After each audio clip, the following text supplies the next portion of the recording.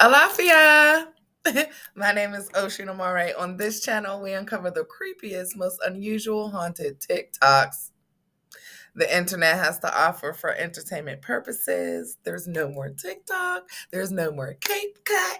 There's no more lemon. What the fuck? This shit is stressful.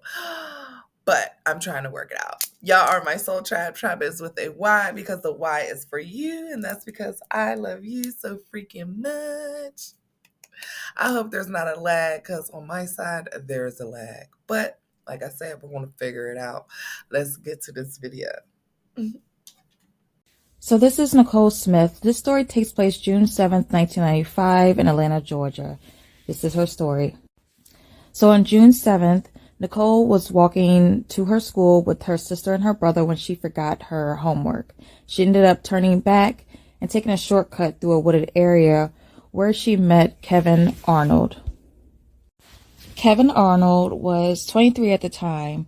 He ended up assaulting, raping, and shooting Nicole twice in her face, leaving her for dead. Her body was later found in a wooded area later on that day. And this case will be unsolved until this year, 2022. In 2004, Kevin would again rape a 13-year-old named Betty Brown. In this picture, you see Betty Brown now as an adult to your left. On the right is Nicole Smith's mother, Miss Smith. The DNA evidence collected from Betty Brown would later be able to solve the case of Nicole Smith. In 2021, genealogy and ancestral database would be used to identify Kevin Arnold as the murderer of Nicole and the rapist of Betty. They were able to find out about Kevin Arnold through his cousin, twice removed, through the cousin's DNA. So that linked Kevin to the murders. Unfortunately, Kevin Arnold died in 2021 from liver and kidney failure, having escaped justice for so many years. Nicole's mom, Miss Smith, would hold a press conference, and I'll link that down below, in which she stated, "I never imagined this person would be deceased. So many unanswered questions I had for him that I could never ask and get answers. But I would never say it was closure for me because I would live with this pain for the rest of my life." Now, I do wonder why he didn't kill Betty. I'm glad that he didn't, but I wonder what made him kill Nicole and not Betty. I don't know if maybe he didn't like the fact that he was a murderer or that he did kill somebody, but I don't know how many murderers really have conscious, like they all morals. I'm not sure, but I am glad that they were able to find out, who he was instead of that going unsolved, for the rest of Mrs. Smith's life. And it sucks that he would never be charged, but maybe his death from liver and kidney failure was painful. I don't know. So I'm so glad that her case was finally able to be solved because she didn't deserve that at all. May Nicole rest in peace. In 1995, 14-year-old Tanya Cash was adjusting to her new life and new school in McKeesport, Pennsylvania after her parents' divorce. She lived with her father and his new fiance, and making friends did not come easy to her at all. In fact, she would often skip class to avoid bullying, and this led to a huge resentment against her father for making her move there. She went through a little rebellious stage. She started drinking and smoking cigarettes and weed and ran away several times. On February 10th, 1996, it was one of those days. Her parents woke up to find that she was gone and so were her bags. Hoping that she would return in just a few days, they waited to report it to police. But after 4 days, they feared that this was more than just teenage rebellion. Days and then weeks went by and she still wasn't back. They searched her room and they found a letter in her top drawer from a man demanding oral sex from the teenager. Police found out that that man was Kevin Churchfield, who Tanya babysat for sometimes. And to her parents' surprise, she actually reported him to the police already. He was charged, but since Tanya was a no-show at the trial, the case was dropped. Seems very convenient that she ran away just before his trial, but shockingly, this monster actually had nothing to do with her disappearance. A few more weeks went by, and Tanya's stepmom found her diary in her room, which discussed a man named Tom Hose. Tom was a 38-year-old security guard at her middle school, and he felt bad for Tanya. He would often see her skip class and said that he wouldn't report her. Tanya did develop a little crush on Tom and even wrote him a letter telling him this. But he promptly reported it and turned it into the school. And once the school confirmed this, he was cleared as a suspect. Tanya's picture was all over the news, milk cartons, everywhere. But after years went by, her parents had to accept the fact that maybe she did actually run away and didn't want to be found. But in 2006, 10 years after she went missing, police got a tip to go back to Tom Hose's house. And when they got there, who answered the door? Tanya herself. That's right, she was held captive for a decade only a mile from her house. In 1996, Tom Hose convinced Tanya to run away and come stay with him at his elderly parents' house where he lived in a room on the second floor. Once she got there, he locked her in the room and threatened to kill her and her family if she resisted or fled. He kept her concealed in this one room for 4 long years, forcing her to use a bucket as a toilet. He sexually assaulted her multiple times a day and even made her keep a calendar tracking these sexual assaults to keep as a weird-ass trophy for some sort of bragging rights. Ew. After 4 years of being brainwashed and abused on a regular basis, he dyed her hair and changed her name to Nikki Allen, and eventually even introduced her to his parents as his girlfriend. He began letting her have a little bit of freedom, and by March 2000, she was allowed to leave the house for the very first time in 4 years. By 2005, she was given a small weekly allowance and became a regular at a deli 2 blocks away from Tom's house, where she got to know the owner and his wife, Joe and Janet Sparica. For 8 months, she became really close to them and saw what a normal relationship was like and what could be for her. So one day, when Joe was about to close the store, she waited for everyone to leave, and she confessed that her real name was Tanya Nicole Cash. I cannot imagine what was going through Joe's head. He told her to go home and act normal, and he called the police immediately, which is when they showed up at the door. And when they knocked, Tanya turned to her monster captor and said, "It's over," and opened it. She was reunited with her father and stepmom that night, although they've since become estranged because he feels like she could have escaped if she wanted to. Are we not done with that mentality? I know it's hard to wrap your mind around, but it's not that easy to escape a captor. Come on, Pops. Tom was charged with a number of crimes, but somehow only got 15 years and was released in 2022. And he currently lives in the same house where he held her captive. On top of that, Tanya also lives in the same town, so really they could run into each other. The amount of weapons I would have to carry around at all times. She's married now and has 2 stepchildren and wrote a book about this horrific experience called Memoir of a Milk Carton Kid. It's a crazy-ass story, man. Another cold case has been solved thanks to DNA evidence, and this time the killer was never tried for the case that put his DNA in the system in the first place. On July 15th, 1990, 43-year-old Pamela Sumter and her brother, 46-year-old John, were attacked in their apartment in DeKalb County, Georgia. When officers arrived at the scene, they found John dead and Pamela having been SA'd and stabbed. Pamela reported that their attacker was a man that her brother had brought over to the apartment, and she was able to give a detailed description of his physical appearance. She also confirmed that the suspect had stabbed her brother to death. But the suspect remained unidentified, and when Pamela unfortunately died from her injuries almost a month later, the double homicide suspect remained at large. In 1992, a woman was SA'd in Detroit, Michigan, and when she reported the assault, she identified the suspect as her ex-boyfriend, Kenneth Perry. But she ended up choosing not to prosecute the case, so Perry was never charged with the SA. But then, in October 2023, the DA's office in DeKalb County began utilizing a prosecuting cold cases using DNA grant to test the DNA evidence from the unsolved Sumter siblings murder. In February, the DNA profile was uploaded to a national database, and it returned a match. The unprosecuted 1992 SA case matched the DNA found on the Sumters. Investigative genetic genealogy also confirmed that genealogical matches to the DNA from the SA kit on Pamela Sumter matched a family network that could include Kenneth Perry. After this, Perry was arrested and a DNA sample from him was taken, and it came back as a positive match to Pamela Sumter's SA. Perry was then charged with 2 counts of malice murder, 2 counts of felony murder, SA, aggravated assault, aggravated battery, possession of a knife during the commission of a felony, and theft. And on June 25th, 2024, a grand jury indicted 55-year-old Kenneth Perry on all charges. He is currently being held without bond, but his lawyer is asking for a reasonable bond to be set. But for now, he remains in jail without bond.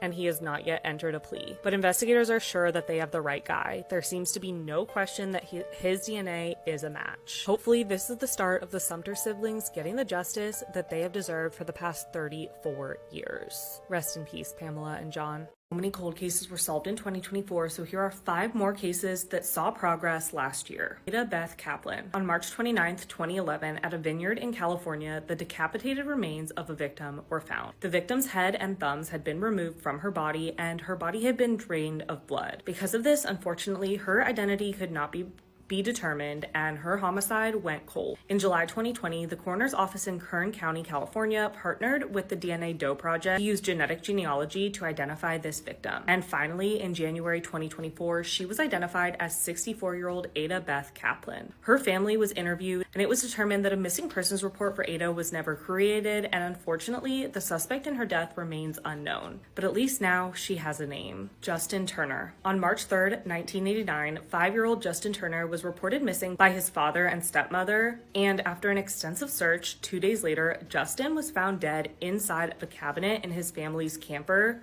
in South Carolina. Justin's father was the one who found him, and the discovery was filmed on news coverage. Justin had been strangled to death, and a ligature suspected to be the murder weapon was found inside the camper. But unfortunately, there was not enough evidence to make any arrests, and his case went cold for over 3 decades. In 2021, the Berkeley County Sheriff's Office reopened the cold case, with officers reviewing evidence collected in the case. And after the retesting of some of that evidence, in January 2024, the boy's father, Victor Lee Turner, and stepmother, Megan R. Turner, were both arrested and charged with murder. They both maintained their innocence, and after fighting against their charges for 6 months, in June, the charges against them were dismissed, largely due to the age of the case and the lack of key physical evidence. The charges were dismissed with prejudice, meaning the ruling is final and the case cannot be retried. It's not clear if investigators are looking into any other potential suspects, and many believe that his father and stepmother were the ones responsible for his death. But unfortunately, it does not seem like Justin will ever receive any justice.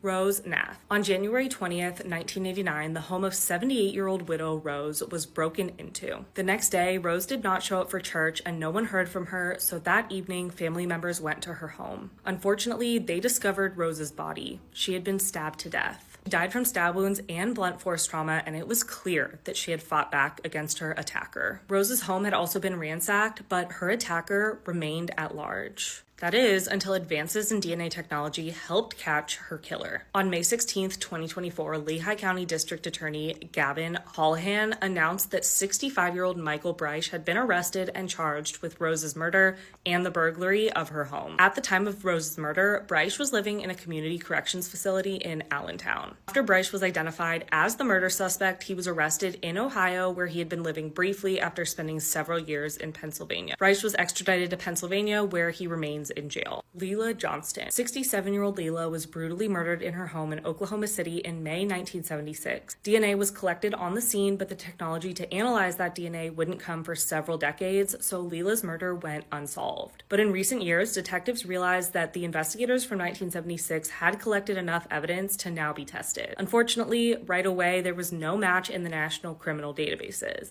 But in 2024, thanks to genetic genealogy, Leah's killer was identified as Charles O. Droke. Droke was 28 years old in 1976 when police say he forced his way into Leila's home, SA'd her, and brutally murdered her. Unfortunately, Droke is no longer alive. He was actually murdered by his brother in 1989, so he cannot be charged in Leila's case. But Leila's granddaughter is happy to have answers now, saying she can now feel a bit of inner peace. Mary Kay Schleiss. On February 15, 1974, 25-year-old Mary was found stabbed to death at an intersection in Springbrook, Wisconsin. Her death was ruled a homicide, and the initial investigation revealed she had been hitchhiking to an art show in Chicago when she was killed. But her case quickly went cold after detectives were unable to identify any viable suspect. Evidence from a stocking cap found at the murder scene was examined multiple times over the years, but it wasn't until investigators used genetic genealogy in 2024 that her killer was identified. On November 7, 2024, 2024, 84-year-old Minnesota man John Miller was arrested and charged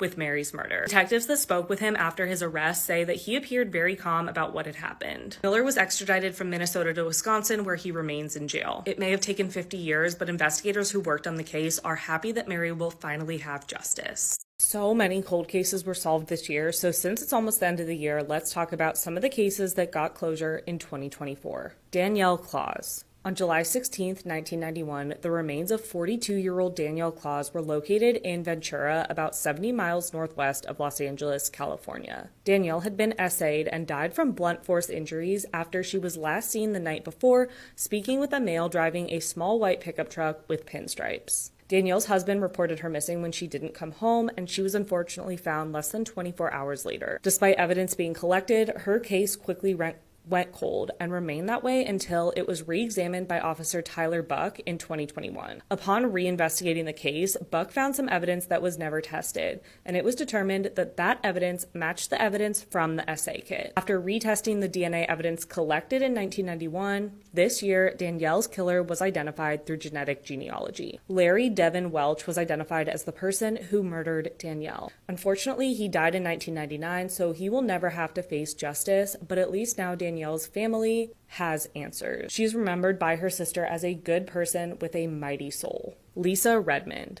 36-year-old Lisa Redmond was delivering for Pizza Hut on December 9th, 1996, when she left the store in Salt Lake City, Utah. 11 minutes after she left the store, Lisa was found dead in the middle of the road. The truck she was driving was nowhere to be found until it was found abandoned the next day. The inside of the truck showed signs of a struggle, and blood found underneath the car indicated that Lisa had been run over by her own truck. A palm print and blood was found inside the truck, but Lisa's case went cold. In 2019, the evidence was retested and entered into CODIS, and this time there was a match. Donald Eugene Young Jr., who has a history of assault and is currently in prison serving time for another sentence, matched the blood found in the truck. Investigators also matched the prints from the knife found in the truck to Young's. Young is currently serving 30 years plus on charges of essay and robbery, and in May of this year, he was charged with first-degree murder, felony kidnapping, and robbery in connection to Lisa's death. Lisa's daughter, who was 8 at the time of her mother's death, is happy to finally see justice being served. She remembers her mother as very loving, generous, and good with kids. Jimmy Wade Martin.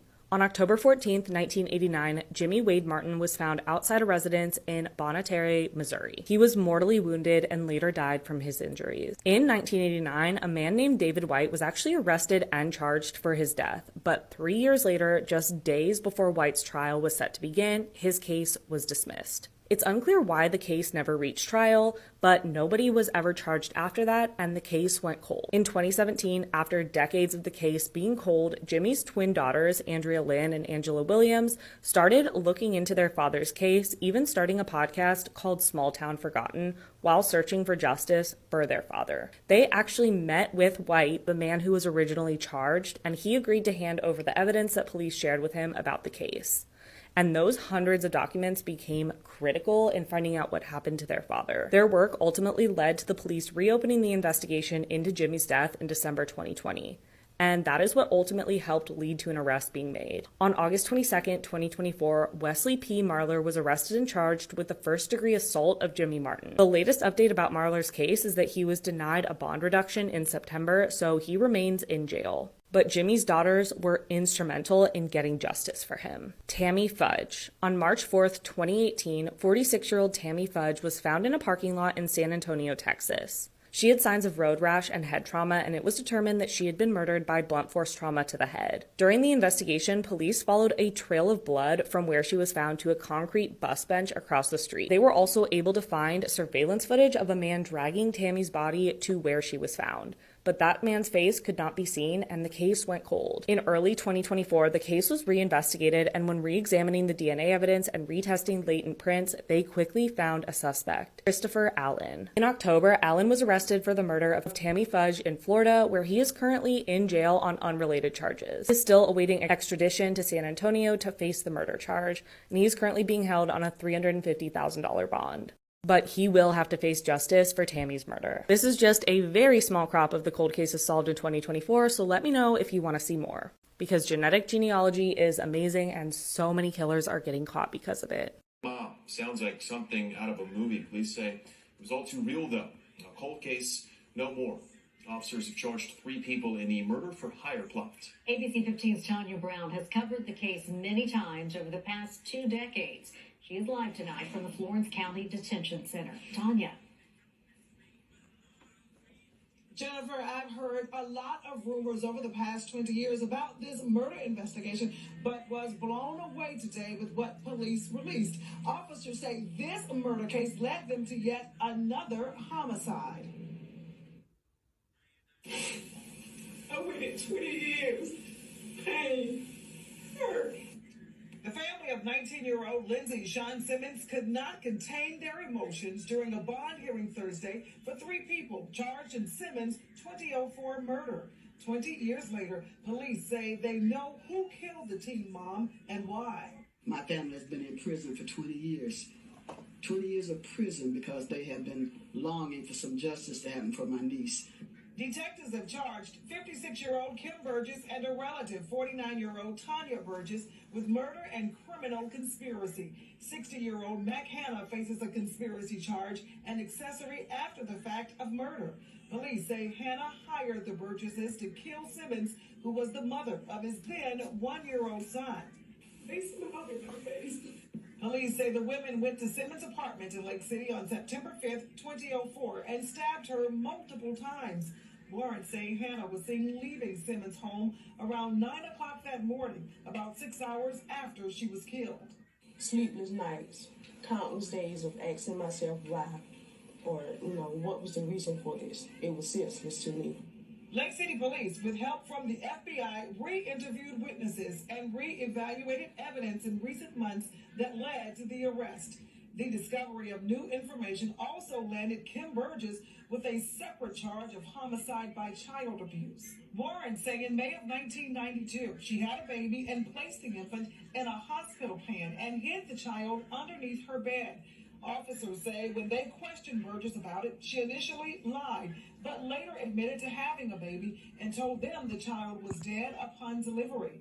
Police say a pathologist says the baby was alive at birth and even took some breath after being delivered. Officers say the pathologist says the child was premature, but may have survived if Burgess would have sought medical help for the infant. The judge denied bond on all charges for the 3 suspects. Simmons' family tells me they're relieved, overjoyed, and just feel blessed. This is one of the best Christmas presents we could have ever gotten. Simmons' family says they're very thankful tonight to Lake City Police Chief Patrick Miles and his team of investigators for taking another look at the case. They tell me that they feel as if the initial team of officers back in 2004 didn't follow up on leads and information provided to them to help solve the case. Live in Florence County, Tanya Brown, ABC 15 News. Tanya, thank you. The suspects are expected to be in circuit court in February for a first appearance. Hold! Stop! Well, the day definitely did not go how we expected. Wow, this is, he's out of Stockton. Date last seen, July of 94. Navarez left home to go back to work in his beige 88 Toyota. He was heading to a Delta Island ranch. He never returned. Vehicle never located.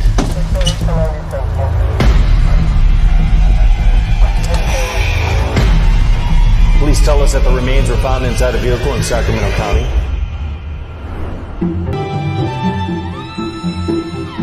Elk Grove, California, we are back on our 4th search, looking for Duke Herringer, who went missing October 21st of 2018. We have a lot of backstory on this one. We have episode 1, 2, and 3, where we really go into a lot of details of the family, where, Duke has been single, but also goes missing shortly after his mother passes away. But the thing is, with this also, cell phone ping, Steamboat Slough Bridge, where we thought that we found his vehicle, but it turned out to be a Chevy Malibu, and we're looking for a Chevy Cruze. And in the Steamboat Slough, we found 18 vehicles. We were really hopeful because it's a slough where there shouldn't be a single vehicle. So we're gonna put in at the boat ramp here, head up 2.5, 3 miles to the slough, hit this road, and like I said, I always say it, with any hope, fingers crossed, we're gonna bring Duke home today. All right, I'm confirmed I do have gas, and we are heading out. So what I'm going to be really interested in here on Hogsback Slough, once we get out here and on the actual slough, as we were coming in, we have a road that just ramps right at a T intersection into the water. So somebody that's looking to check out on their own, definitely a good location for that. There's also a ferry crossing where it looks like it has a new gate that comes down. But as we've seen, there's a lot of locations, a lot of ferry locations that have never had any gates at all, like where we found Jacob. We might have a car here. Let's double check this.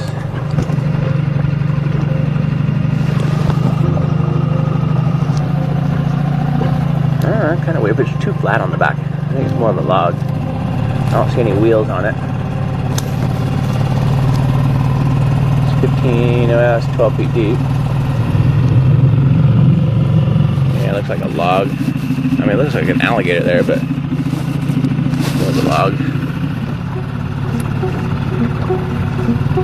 Yeah, not a car. Not a car. I'll tell you what I'm interested in is right here. Yeah, we got a car right there. Pretty sure. Yep. That's an old car though, I believe.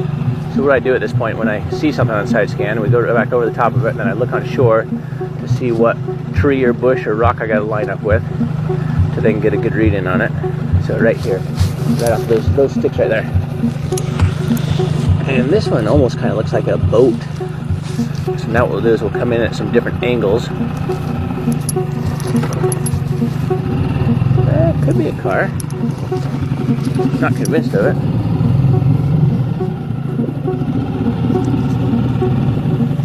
Right there. Yeah, it kind of looks like a car that way. But it's too, you know, it looks like a pontoon boat. And it's not tall enough.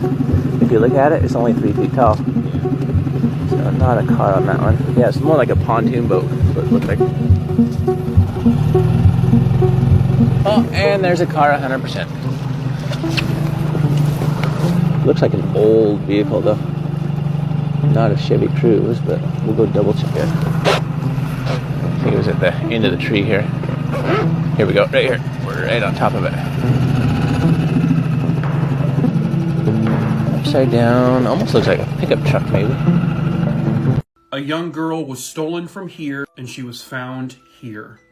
Hello, true crimers. This is the case of Brittany Locklear. Viewer discretion is advised. Brittany was born on October 14th, 1992 in Rayford, North Carolina. Growing up, Brittany was described as just a really good, well-behaved kid who absolutely loved everyone she met. And her family would say that she actually really loved going to church. However, there's not much more information about her because she was only allowed to live for 5 years.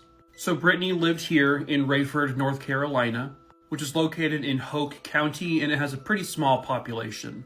At the time, she was a kindergartner and she was attending West Hoke Elementary School, and that was her destination on this particular morning. It was January 7th, 1998. Brittany, who was 5 years old, and her mom would go out to the bus stop right outside their home. Brittany was dressed in a green and white shirt. She had on green denim overalls, a little green hair tie, and green and white sneakers. And then just before walking to the bus stop, she would put on her little Red Riding Hood jacket. She was ready for the school day. The bus stop is located right here. Her home was just behind it, about 500 feet. As the mother and daughter were waiting for the bus, Connie, Brittany's mom, would go back to the house real quickly because she needed to use the restroom. The bus stop was within line of sight of the house. A few minutes later, her mom comes back and Brittany is gone. She assumed the school bus had picked her up. But to make sure, I guess she would then go to the school or call the school, but they told her that Brittany was not there. So Connie called 911 immediately. When she called, they told her, "We've already gotten calls about your daughter." This is because several witnesses observed Brittany being kidnapped off the side of the road. A man driving a pickup truck skidded to a halt, snatched her, and then drove off with her in a matter of moments. So then a citywide search began. Hundreds of volunteers would help search for the little girl. They would end up finding her backpack, but not Brittany. But at 2 p.m. the following day, Brittany was found. The 5-year-old girl's deceased body was found just here in this ditch. This was 3 miles away from her home. She had no clothes on, and it was likely she was sexually assaulted, and her cause of death was drowning. Police began searching for known sex offenders in the area, but they came up with nothing. At one point, they suspected Brittany's stepfather, but he was completely cooperative. They also had DNA found with Brittany, and that DNA did not match him. In 2002, they found a photo of Brittany inside of a firefighter's locker, so they kind of suspected him. They tested his DNA, not a match. Why he had that photo, I don't know. By 2015, they finally developed a full DNA profile on the suspect, but it's never matched a single person, and her murder has gone unsolved. If you have any information, please call 1-866-439-2683. This was a cold case that has now finally been solved. It was October of 1981 in California. A 30-year-old single mother named Sonia Carmen Herrick Stone was just getting home while her 4-year-old daughter was at school. Sonia appeared to have left the back door unlocked, or maybe she didn't even get a chance to lock it behind her when a predator was able to enter her home. Sonia was essayed and strangled with her own pantyhose by this assailant. Unfortunately, this case would end up going cold for nearly 40 years until it was reopened in 2020. There was a smoking gun in this case, and that was that Sonia had broken a fingernail while trying to fight off her attacker. It's just unfortunate that the DNA evidence at the time wasn't strong enough to get a conviction. Michael Scott Glazebrook was 25 and married at the time of the murder. He and his wife had just moved in across the street from Sonia and her daughter. Now, Michael was considered the main suspect in this case from the very beginning, mainly due to the fact that he had a big scratch mark down his face right after the murder. Also, his alibi kept changing over the years. First, he claimed to be at his father's at the time Sonia was killed. Later, he said that he was taking college classes. His stories just didn't add up. Now, Michael actually was charged for this murder back in 1983, but it ended up being a hung jury. But since the jury wasn't actually able to come to a unanimous decision, double jeopardy laws didn't apply, but Michael still got to walk free. Fortunately, this cold case was reopened in 2020, and detectives were able to collect enough DNA from underneath Sonia's fingernail. And of course, that DNA ended up belonging to Michael Scott Glazebrook. I just hate that his name was Michael Scott because, Michael Scott from The Office would never do something like this. Michael was charged with first-degree murder and other aggravated charges, and he will finally be sentenced in April after 40 long years of not receiving any justice for this crime. I just feel like this kind of murder isn't something someone only commits once and just never does again. And since he was free for those 40 some odd years, I'm just wondering if maybe he was possibly involved in some other unsolved murders. Many true crime cases were solved in 2023, many thanks to DNA, so here are 7 more cold cases that were solved last year. 16-year-old Sharon was abducted from Quebec, Canada in 1975. Just days after she disappeared, her body was found in a wooded area, but her killer was not identified until 2022. A link was made between DNA collected from Sharon's body and DNA from a family from West Virginia. With that link, investigators exhumed the body of criminal Franklin Romine, who was known to elude authorities by moving between Canada and West Virginia in the 70s. Romine passed away in 1982, but when his body was exhumed this year, the DNA from Sharon's murder matched. Investigators were able to say with 100% certainty that he was the one who killed Sharon. Rita Curran. 24-year-old Rita was essayed and strangled to death in her apartment in Burlington, Vermont in 1971. DNA from a cigarette butt found next to her body was lifted, but never had any matches, until 2023. Using public ancestry records, investigators matched the DNA to a man who lived 2 floors above Rita in the apartment complex, William DeRoos. After that match was made, DeRoos's ex-wife confirmed to police that they had gotten into a fight the night that Rita was murdered, and that DeRoos had gone out afterwards for some time. DeRoos had a criminal history, and his second wife, Sarah Hepting, told investigators that at one point he had strangled her.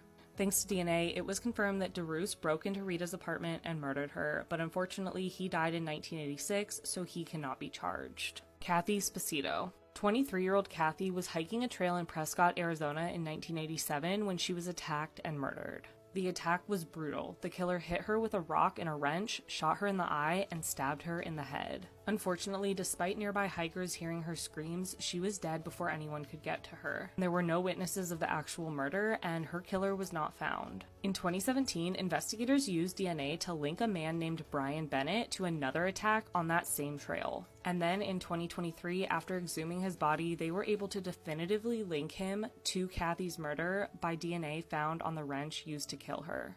He was only 17 years old at the time of the murder, and he took his own life in 1994. Vicki Lynn Belk. Vicki was found shot to death on a rural road in Maryland in 1979. There were no leads, and her case quickly went cold. But in late 2022, a suspect emerged, 63-year-old Andre Taylor, who was a teenager at the time of the murder. After a long time searching for him, in 2023, he was found living in Washington, D.C., and in June, he was arrested for the SA and murder of Vicki. Taylor had a history of violent crimes, and he is now facing murder charges related to Vicki's death.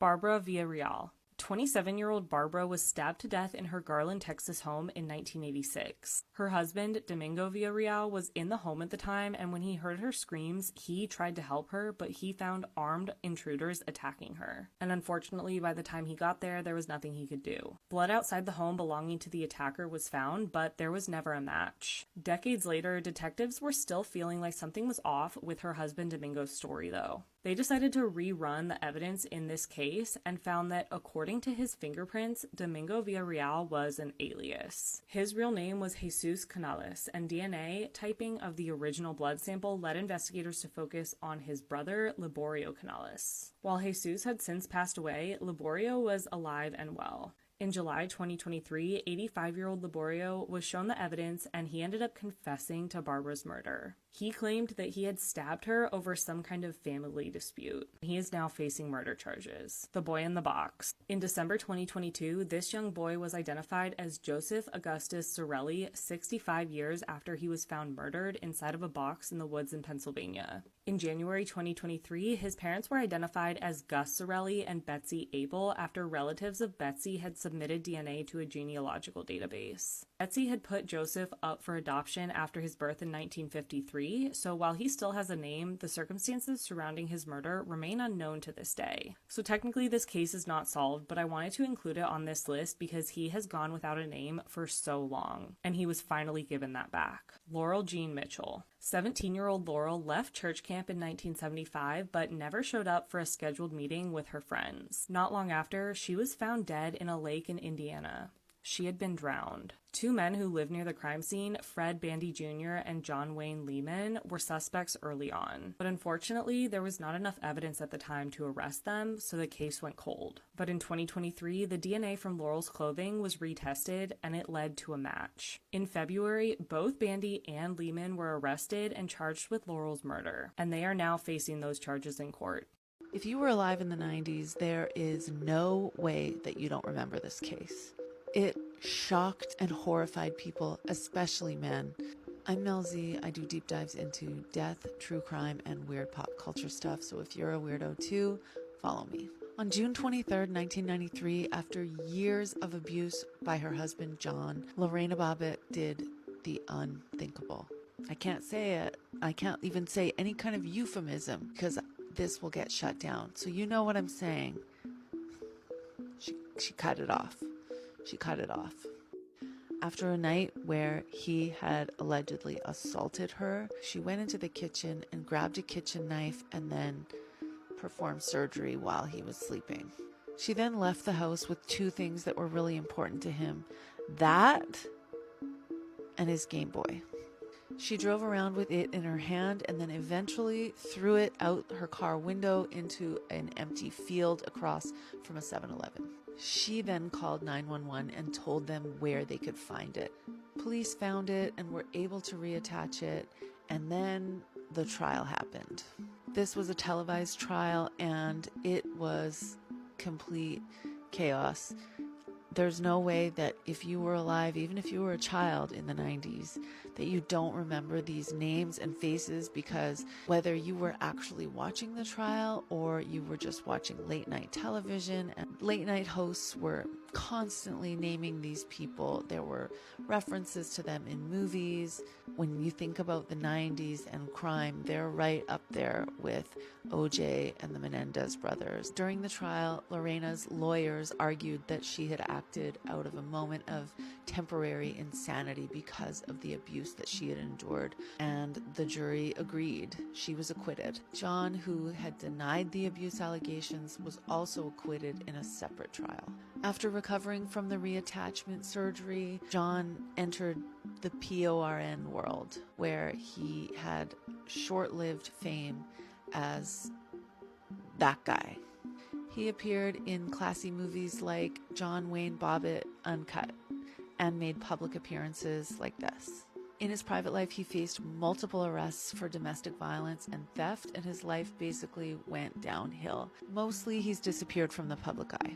Lorena, on the other hand, has actually done some pretty meaningful things. She's an advocate for survivors of domestic violence, and through her foundation, she helps women escape abusive relationships and works to raise awareness about SA and domestic violence. A 90s hero, isn't she?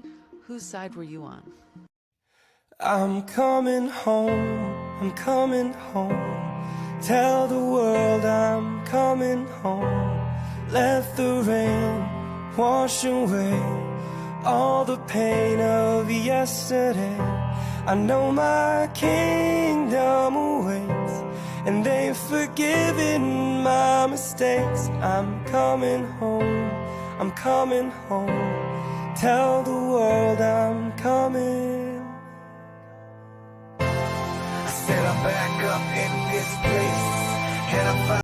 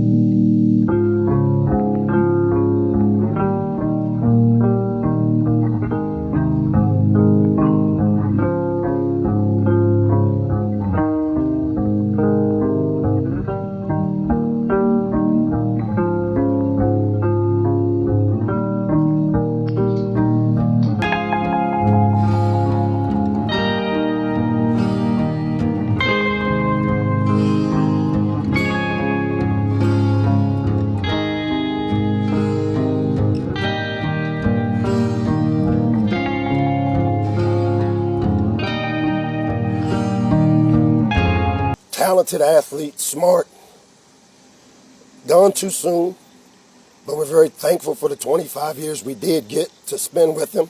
This March, after pleading guilty last year, a district court judge sentenced 46-year-old John Willie Kennedy to 6 years in prison for lying to a federal grand jury and to law enforcement. According to a plea agreement, Kennedy lied about being in his house during the shooting, but there is still no one convicted for the homicide itself. Howard County Police say the reward for information in the case, as with all of their cold cases, is $30,000. If you have information, you can contact them at 410-313-STOP. HPMV virus outbreak is growing in the U.S., with fears it could lead to another pandemic, known as the human metapneumovirus. It has been ravaging China, overwhelming hospitals and overcrowding emergency rooms. The virus causes cold-like symptoms and is believed to have mainly spread among children. 300 cases have been reported in the U.S. in the last few weeks, with experts warning any infected to rest, take on fluids, try not to spread it to others. This Minnesota man just confessed to a 50-year-old cold case murder, admitting to killing a hitchhiker. This is only after investigators used forensic genealogy to finally track him down. This is Mary Schleiss. In 1974, she was 25 years old. She was living in Minneapolis, Minnesota. In February of 1974, Mary decides she's going to an art show down in Chicago, and she decided to hitchhike there from Minneapolis down to Chicago. And that trip takes her through this rural part of Wisconsin. Sadly, Mary never made it to Chicago. She was killed along her way. In 1974, investigators found her body in this rural area outside of Eau Claire, Wisconsin.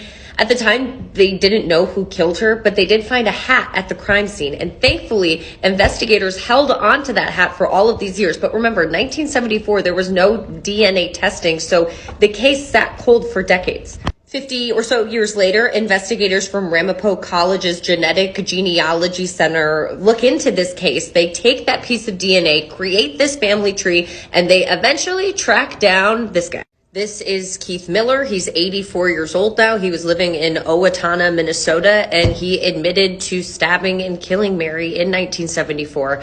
Investigators say when they went to his house and approached him about the DNA, he confessed. He told them what happened, and now he will spend the rest of his life in prison. So I'm going to give you guys a quick update on the woman that lit those businesses on fire in Cabo Rojo, destroying property and creating havoc. She is known to be right now in Missouri, and the Puerto Rico police is investigating the case. Now, me personally, I'm an attorney, I'm licensed in Puerto Rico, and I can tell you that the police is fucking up the case a little bit. They're moving slow. The number one problem right now is that they have her pinned as a person of interest. And that doesn't help a lot because a person of interest in Puerto Rico and in many other jurisdictions doesn't really have to come to the island to turn herself over because she's not a suspect of the crime committed. She can just offer information on the crime or has knowledge that can aid the police in catching the person who actually did it. But the police know she did it. The problem is that when you ask Miguel Sepúlveda, I believe this is his name, is in charge of explosives in the region of Mayagüez, he is still saying that the police are still investigating and they haven't filed charges because they don't have all the information at hand. But because she's a person of interest, she's not held to answer, no está sujeta a responder. Therefore, she has no obligation to turn herself into the authorities or to come to Puerto Rico to even offer information in the United States. She can just stay there in Missouri. Now, they are saying, the police is mentioning that the case will not go unpunished and that they're going to file charges in ausencia, in absence, meaning that they'll issue the warrant for her arrest and then she can be brought over. But for now, we don't have much. We just have her pinned as a person of interest. I'll keep you guys posted if anything changes because I'm following this case very closely because I know that all Puerto Ricans in the diaspora abroad and also in the island are very interested to her getting caught. I'll keep you guys informed. Que tenga buen día. For almost 40 years, detectives' best lead was a shoe print outside these Arlington apartments. It just wasn't enough to find the person who killed 22-year-old UTA student Terry McAdams. She really was very, very friendly and kind to everyone and just never met a stranger. Terry's younger sister, Karen Hopper, says her family had reached what she calls the uncomfortable stage of acceptance. But that did not stop the police work. It's a day that we kind of thought might never come, but thanks to these guys, thanks to genetic genealogy, it worked. Arlington PD shared DNA evidence from the scene with FBI agents who found a distant relative in their system. With that info, investigators built a family tree and confirmed their findings by testing one of the suspect's close relatives. We got the big break we needed, and we have identified the killer. Police say Bernard Sharp entered through the apartment's sliding door, sexually assaulted the 22-year-old, stole her engagement ring, and beat her to death. Terry McAdams had been baking a Valentine's Day cake for her fiancé, who was on a business trip. We do not know of any connections between Mr. Sharp and Terry. It does appear that this attack was random. Just a few months later, he shot and killed his wife, her friend, and himself. Detectives vowed to continue investigating whether Sharp is responsible for other unsolved murders of young Tarrant County women in the early 80s. In 2014, Justin's family sought to reignite interest in the case. In 2020, over 3 decades later, the unsolved homicide was at the forefront of efforts by a Berkeley County Sheriff's cold case team. It was one of 9 cold cases that were being revisited by 1 full-time investigator and 2 volunteers. Sheriff Dwayne Lewis revealed new leads were being pursued thanks to technological advancements. We know for a fact that Justin was strangled to death. There was ligature marks on his neck.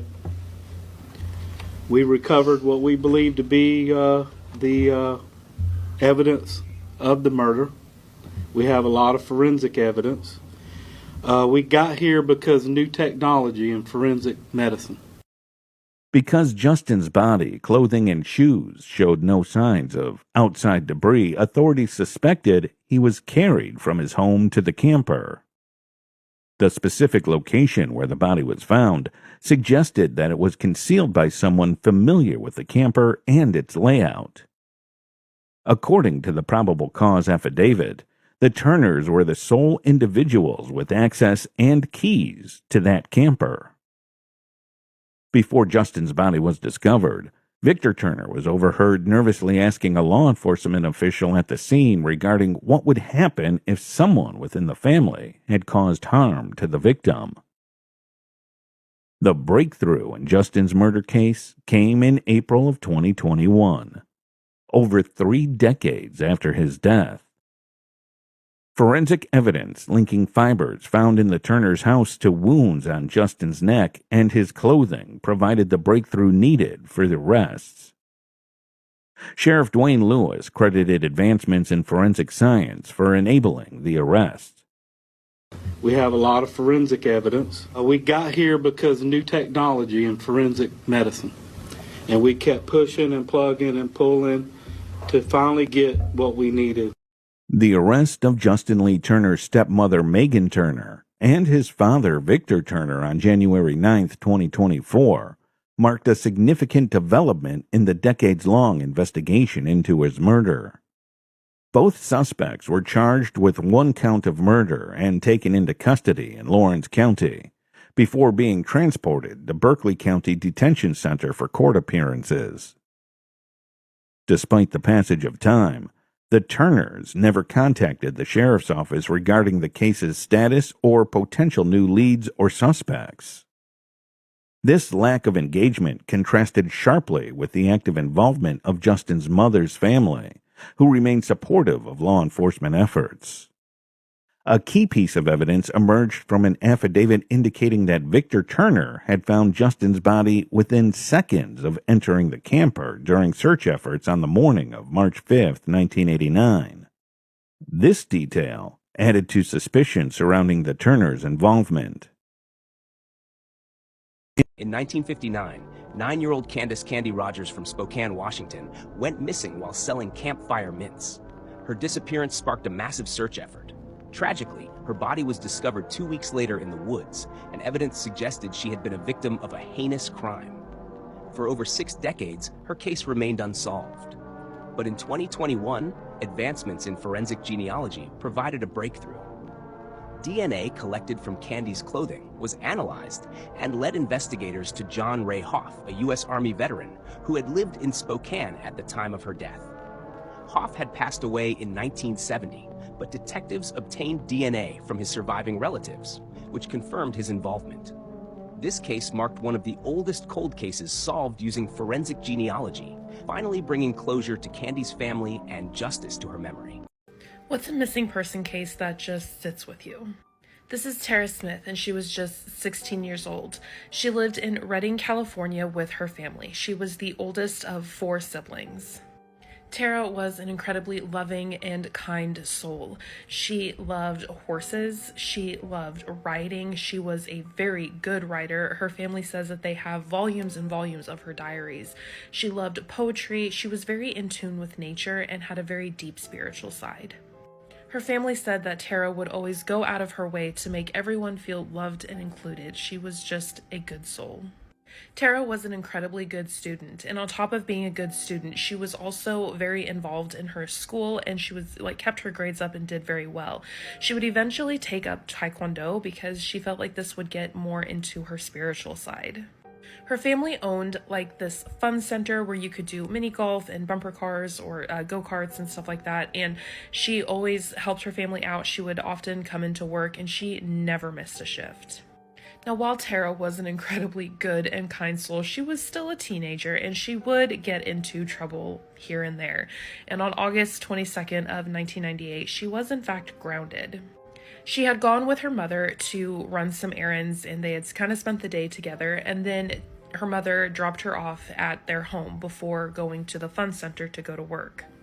Tara was scheduled to work that same day. She was supposed to go in about an hour after her mother did, but Tara never showed up for this shift. When Tara never showed up, her mother finally called the house, and her younger sister Kira was there. Kira did answer the phone and tell her mom that Tara had said she was going to go out for a jog, would only be gone for about 20 minutes, but had never come home.